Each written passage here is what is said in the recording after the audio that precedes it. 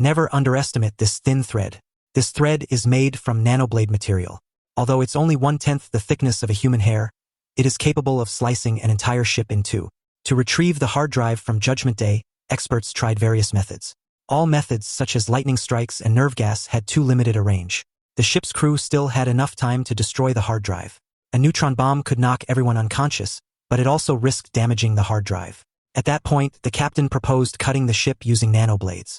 However, the number of blades was limited, so they could only be installed 50 centimeters apart. That meant the operation had to be carried out during the day, because at night, people lying down might be able to avoid the blades. In daylight, anyone standing or walking would be easily sliced. On the scheduled day, engineers installed large pillars on both sides of the canal and strung the nanoblades between them. To avoid damaging other ships, the blades remained submerged until the target arrived. The professor watched the monitor nervously, waiting for the ship to appear. Once the last small vessel passed, the deadly invisible net silently rose just above the water, waiting for Judgment Day to sail right into it. The ship's pilot scanned the water surface, but neither radar nor his eyes detected anything suspicious. Feeling at ease, he chewed his gum, completely unaware of the danger ahead. Soon, the ship entered the blade zone.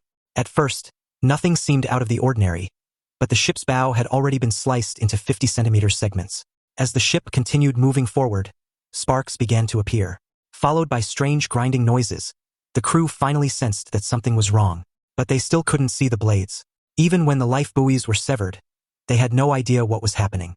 They only realized the truth when their own bodies were cut, but by then, it was far too late. Through his telescope, the professor watched the events unfold. Cold sweat dripped down his back. Although the ship had been sliced into many pieces, its momentum kept it moving forward. On the lower deck, a guard stood watch over the hard drive containing critical tricoloran data. When the blade passed through him, he felt no pain at first. Only when he heard the hard drive hit the floor did he look down and realize his body was no longer whole.